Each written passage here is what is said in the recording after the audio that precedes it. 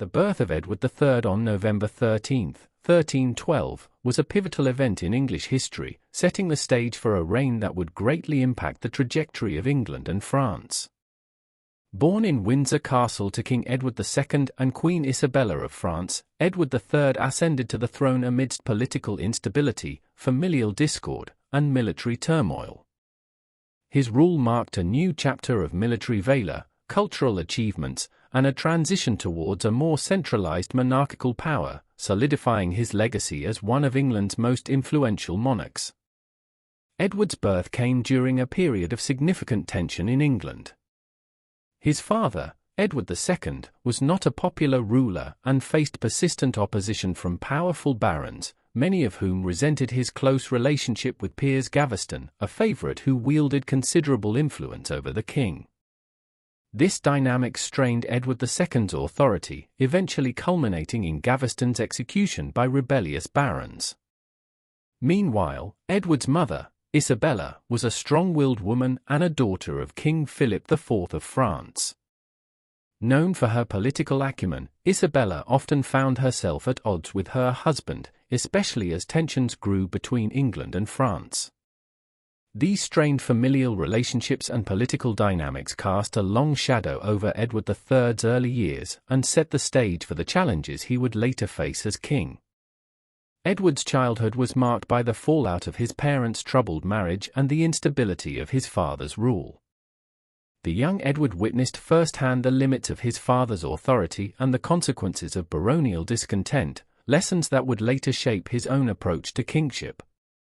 In 1325, when he was just 12, his mother took him to France on a diplomatic mission, where she entered into a clandestine alliance with Roger Mortimer, a powerful English nobleman who had previously rebelled against Edward II.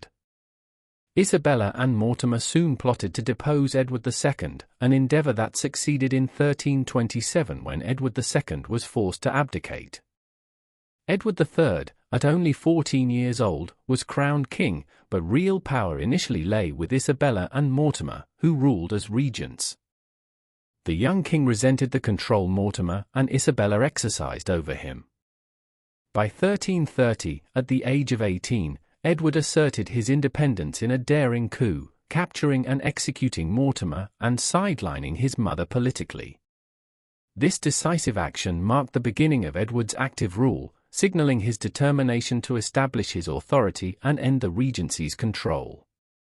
Edward's resolve to maintain control over his kingdom and prevent baronial interference was likely influenced by the turbulence he witnessed during his father's reign. Determined to restore the monarchy's prestige, Edward began consolidating his power, reforming administration, and building a loyal base of support. One of the most defining aspects of Edward III's reign was his military ambition, particularly his role in the 100 Years' War against France. Claiming the French crown through his maternal lineage after the death of his uncle Charles IV of France, Edward challenged the new French king, Philip VI. Edward's claim to the French throne was a significant factor in the outbreak of the 100 Years' War, a protracted conflict that would shape European politics for over a century. His military campaigns in France, though costly and often brutal, were marked by significant victories, such as the Battle of Crécy in 1346 and the capture of Calais in 1347, which demonstrated the effectiveness of the English longbow and the skill of Edward's forces. Edward's successes on the battlefield helped foster a sense of national pride and elevated his status among his subjects. His campaigns were not only exercises in expanding English influence but also served as powerful unifying events that helped solidify Edward's legitimacy. By framing his wars as justifiable endeavors to claim his rightful inheritance, Edward garnered substantial support from his nobility and commons alike, solidifying his reputation as a warrior king.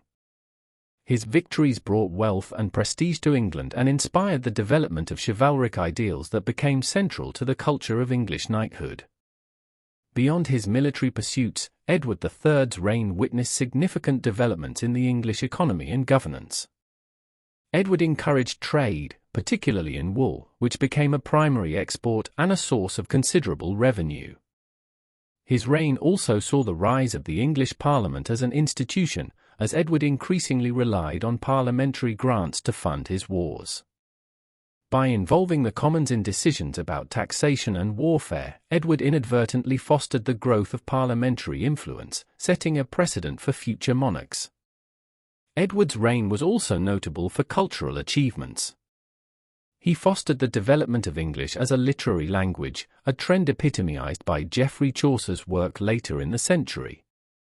Edward's establishment of the Order of the Garter in 1348, an elite chivalric order, symbolized the ideals of loyalty, bravery, and honor that he sought to promote among his knights and subjects. However, Edward's reign was not without its challenges. The latter part of his rule saw a decline in his authority, exacerbated by the devastating impact of the Black Death, which arrived in England in 1348. The plague decimated the population, leading to economic hardship, social upheaval, and labor shortages. In his final years, Edward's effectiveness as a ruler waned, and his later reign was marked by political unrest and financial troubles, foreshadowing the instability that would follow his death in 1377. In sum, Edward III's birth in 1312 heralded the arrival of a king whose reign would shape English identity, governance, and military legacy for generations.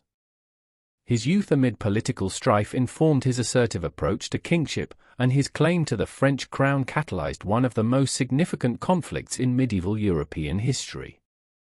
Edward's military successes, economic policies, and cultural patronage left an enduring legacy, earning him a place as one of England's most celebrated medieval kings. Thanks for listening. Like, comment, and subscribe to Medieval Chronicles 1066 for more journeys back to the Middle Ages. Stay curious.